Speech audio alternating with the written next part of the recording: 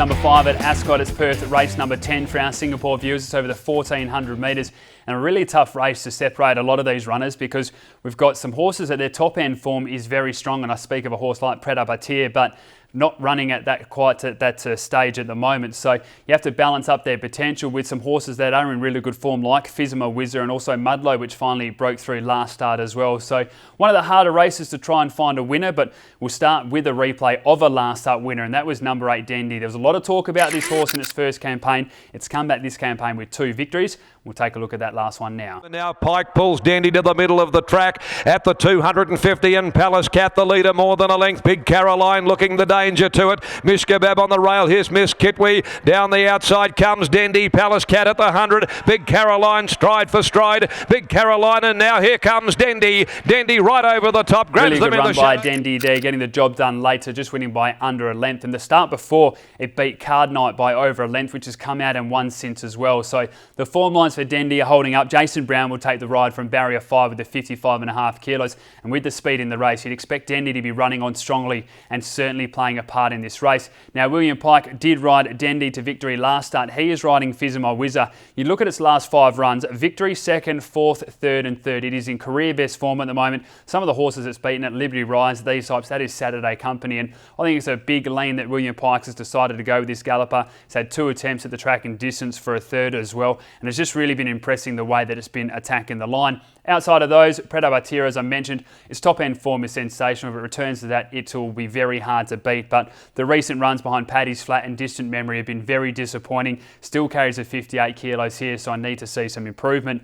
Number 2, Lady Natisa is another interesting runner. The first few runs this campaign looked pretty positive, but it was then beaten 2 lengths by Tarquin Shadow, finishing 9th over the 1400 metres, and went to Geraldton in a pretty easy assignment and finished 2nd on that occasion as well, behind Mosman Flyer, which Mosman Flyer has been running pretty well as well. So it's not a disrespect at all to Mosman Flyer, but there's some pretty strong horses in this field, so you'd expect that Lady Natisa will also need to improve. Mudload, as I mentioned, this horse gets supported as well. It was lucky start number 10 for this galloper, winning at York, only just getting the job done, but it was held up through that straight, and maybe it'll take some confidence from that. Not ideal with barrier 14 though. And Miss Kitwe's been racing well as well for David Harrison. A gear change there, the visors go on, drawn nicely in barrier 7 with the 54.5 kilos, and also steps up from the 12 to 1400 metres, which should be an advantage. Let's take a look at the selections. I'm going to be tipping number 5 Fizima Wizard, going with Pike, from number 8 Dendy, number 11 Miss Kitwe, and number 4 Mambo Katsi.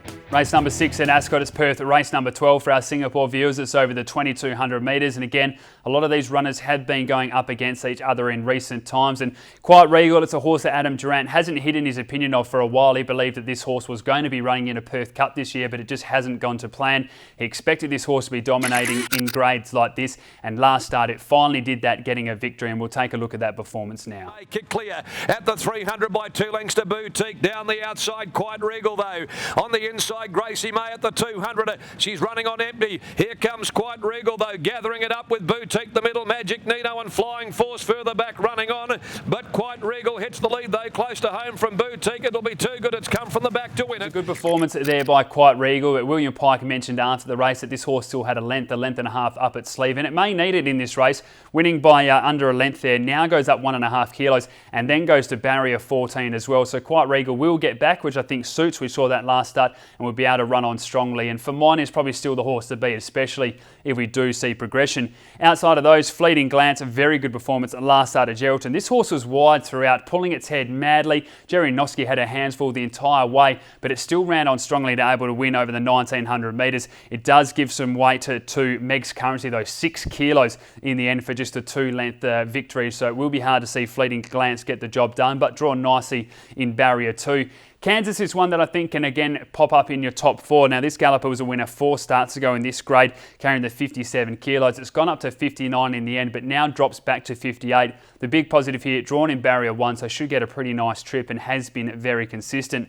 Magic Nino, another galloper that's been very consistent as well, was a winner at Ascot over the 2200 metre 4 starts ago, went up in weight as well. Joseph Azzopardi took the ride last start. Peter Hall gets back on. He is the one that's had the success with this galloper, so I think it is certainly in the mix as well. Number 5, Ain't Bad. This is a star I've had a bit of an opinion on for a while, but it's been up and down very much so in recent times. However, the last run behind Don't Get Caught was very good, and Don't won't get caught, put in a very good performance at Ascot on Saturday as well. So I think those form lines should hold up. And Boutique, been in good form as well. Finished second behind Quite Regal 2 starts ago.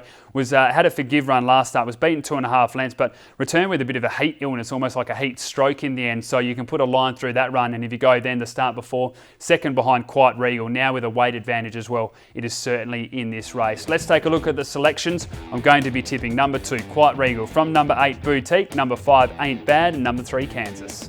Race number 7, it's Australia. Race number 14 for our Singapore viewers. It's over the 1,000 metres, and this should be a very interesting race as well. There's a lot of speed in the race. Secret Nova, Trey and Michi, also a horse like Park Lane in this race, and then a couple that'll be running on strongly. I speak of Shui, also likes of Volkov and Clobberetta. Star Lightning will be hoping for a bit of speed in this race as well. So very hard to analyse where the horses are going to be, but should be a cracking race. The replay that we are going to take a look at is one of those speedsters, and I speak of Trey and Michi. Now, last start kept pressing forward and then was able to fight on strongly and was pipped late by Antique Dream, and that's the run that we'll take a look at now. Fire Express and Just Harley, 250 left to go. Park Lane tackled by Trey Amici, a length and a half to Secret Nova, trying to rally. Star Lightning and Antique Dream are both coming with their runs. Trey Amici at the 100, the favourite's gone. It's in front. Kalita's driving through, and Antique Dream's closing on both of them. Antique Dream lunging. It was a good performance by Trey Amici, especially after the work it had to do early. Now, drawn in barrier 9 as well.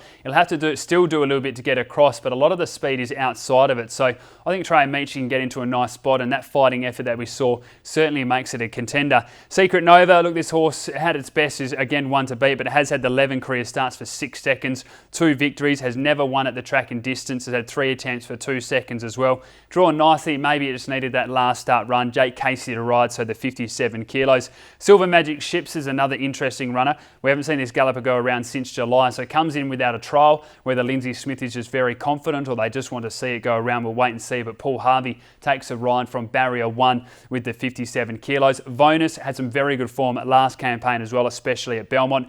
Brackets is an impressive runner, drawn wide, but it was a winner at Northam on the 19th of November last year, beating Vonus, and then showed a little bit after that as well. So I think Brackets is one we can keep an eye on. Spiritual Eyes, they try to stretch out to the 1,200 metres. This horse is just a 1,000 metre specialist, so you put the line through that, and then it was a winner here in a 60 to 72, beating Transgressor on that occasion, but is drawn out wide in barrier 14, so we'll have to do some work. And Clobberetta and Volkov, 2 interesting runners here as well. Volkov had a lot of hype about it last campaign. Barrier 13, it'll go back, and it needs the speed in this race to run on strongly, but it will get that. And Clobberetta's just drawn perfectly in barrier 4, 56 kilos. William Pite takes a ride, a good first up record. It should be able to sit just behind the speed, run on strongly. And Star Lightning comes out of the replay that we saw with Trey Amici, finished only 1 length behind Antique Dream, and with the 3 kilo claim, carries the 53 kilos again from barrier 8 and will certainly get its chance late in this race. Let's take a look at the selections. I'm going to be tipping number 2, Trey Amici, from number 11, Clobberetta, which should get a nice run.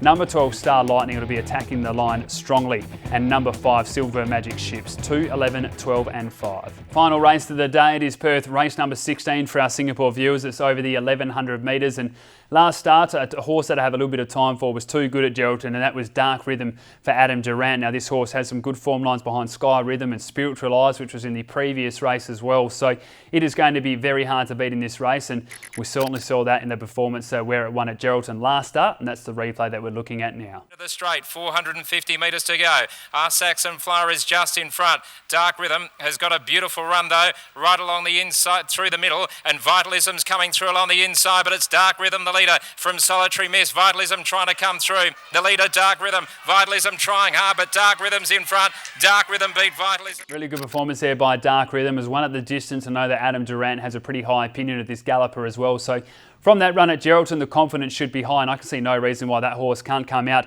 and make it 2 victories in a row with a good run here at Ascot. Open Era was a good win first up at Northam, carrying the 55.5 kilos. Goes up in weight, drawn wide, but as I said, that was a strong performance. One that I'm expecting improvement from again is number 2, Super 88, now in the 56 to 68.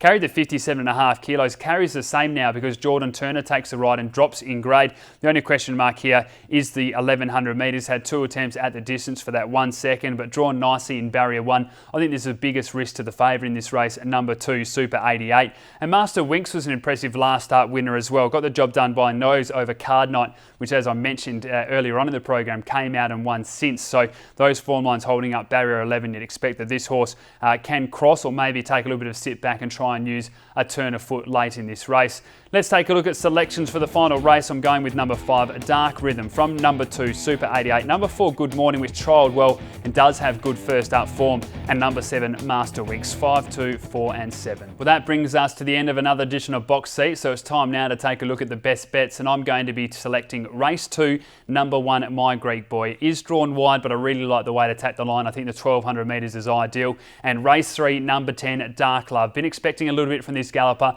but I think that last start victory will give it the confidence that it needs and should be hard to beat. So good luck with those best bets. Hopefully both salute and a bit of money in your pocket come Saturday here at Ascot, where of course we do have the Cox Stakes as well as we head towards the Perth Cup. You can go to perthracing.com.au for all that event information. Make sure you do book your ticket for Perth Cup and follow us on social media, as I said, Instagram, Twitter and also on Facebook. I'm Adam McGrath. Hopefully you found you a couple of winners. I'll be back again later on in the week with another edition of Box Seat.